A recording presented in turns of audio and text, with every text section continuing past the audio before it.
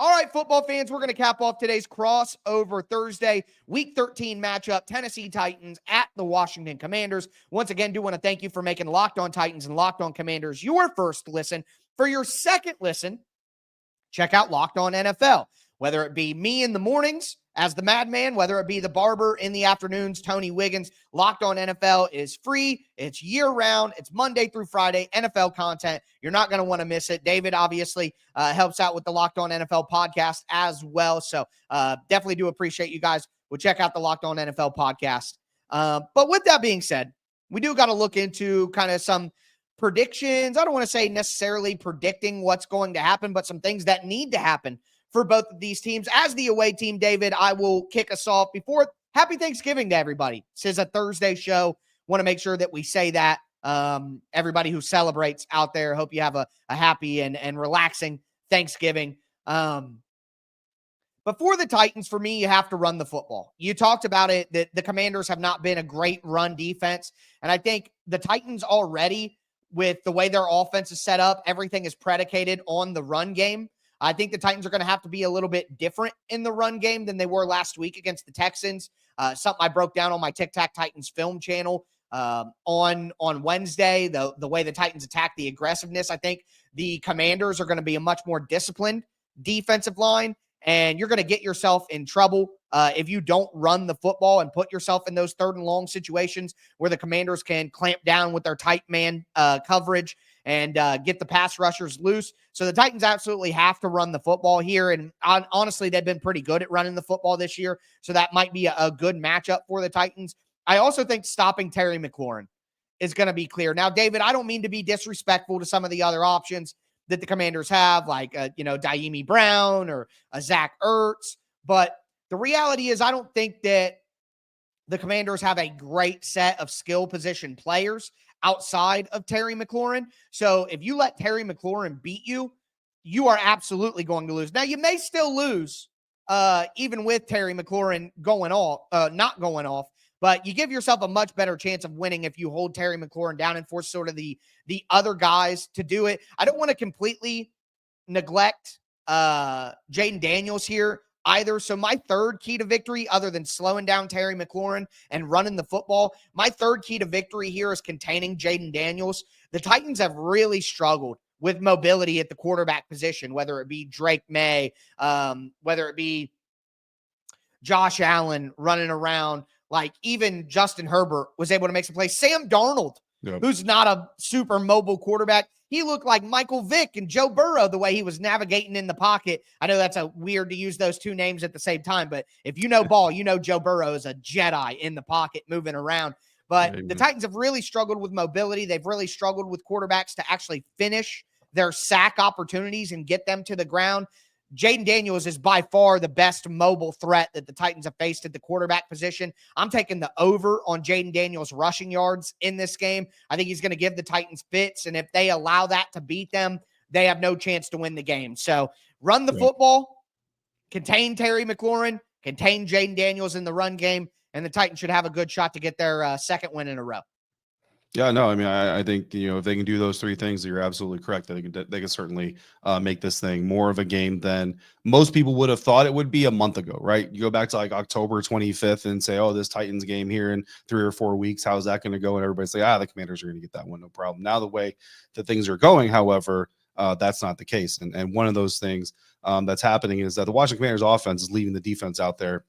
Washington Commanders offense is not giving the defense enough of a break and leaving the defense out there far too long because they're losing the time of possession battle. And Tyler, the Washington Commanders are 1-4 in games this year where they're losing the time of possession battle. And obviously, time of possession correlated to wins is kind of a no-dust stat connection, right? Yeah. But there's a difference between teams that want to win the time of possession to win games, and there's teams that need to win the time of possession to win games. This team needs to win the time of possession. That one win, Chicago Bears, which they should have lost, right? Like in the grand scheme of everything, without a Tyreek Stevenson on the field, they should have lost that game. So really, this team should be 0-5 in games where they don't win the time of possession battle. And the way that you do that, if you're the defense, because we've gone weeks now where we're kind of saying, okay, offense needs to string together drives. How can we get the offense to get more first downs and do all this other stuff? And yeah, that's absolutely so important. But from a content standpoint, now I need to tell listeners, this defense needs to force 3 and outs. That's what needs to happen. Is this defense now has to kind of say, not only is it our job to keep the score as low as possible for as long as possible, it's our job to now get ourselves off the field. And obviously you want to do that anyway, but give ourselves the break that we need is probably the better way to say that. But the Tennessee Titans, I mean, I know they're not ranked really high in like first downs per game. I think against the Minnesota Vikings, they only had 11 first downs, but at the same time, they've only gone 3 and out like 6 times over the past 3 games. So this isn't a team that goes 3 and out all that often. So the Washington Commanders need to come out here and maybe get 4 3 and outs in this one game alone, so that if this offense still needs some time to kind of make things happen, they can have their time to rest on the sideline while that's all happening. The next one's get Jaden Daniels right. You want to stop Terry McLaurin. Right now, the Washington Commanders are doing a lot of that on their own by lining him up on the left side of the formation, and Jaden Daniels is throwing about 70% of his passes to the right side of the formation. Now, doesn't mean Terry can't run from the left to the right, but there's a big deficiency in how this quarterback likes to play, what side of the field he likes to execute on, and where his number one receiver is a lot. Need to see Cliff Kingsbury get that correct, and that's part of getting Jaden Daniels right, because guess what? If Terry McLaurin is running past an overloaded left side of the defense and Jaden Daniels can throw over that blitz or over that overloaded rush, maybe things are going to go a little bit better. You force that defense to back off a little bit, then it opens up the field a little bit more for guys like Noah Brown, Zach Ertz, so on and so forth. And then finally, get Ben Sinnott used in more of a Kyle Juszczyk role. Ben Sinnott, rookie tight end, when he was drafted out of Kansas State, Adam Peters, who came from the San Francisco 49ers, said, this is our Kyle Juszczyk. That's what we see in Ben Sinnott. Well, guess what? When you've seen Ben Sinnott have the opportunities to get his Juszczyk on, he's done really well. Go back to that rushing touchdown Jaden Daniels had against the Cowboys in the beginning of the second half. Kyle Juszczyk is the guy laying the lumber on a Dallas Cowboys defender to free Jaden Daniels up to get into that end zone, ironically, on the left side of the offensive formation. Do more of that. You mentioned the Los Angeles Chargers game, Tyler, and I actually studied that offense against the Titans defense specifically for this matchup. So I'm really glad that we're on the same page there. And what did the Los Angeles Chargers do? Pretty much every time they ran between the tackles, definitely every time they ran between the guards, they used a fullback. And it was actually kind of funny to me because there was really no trickeration to it. If there was a fullback on the field, the Chargers were running between the tackles. And they said, it's coming, stop it. And the Titans like to play a nickel. Stop it at all. That makes it even more difficult when you have bigger bodies coming at you.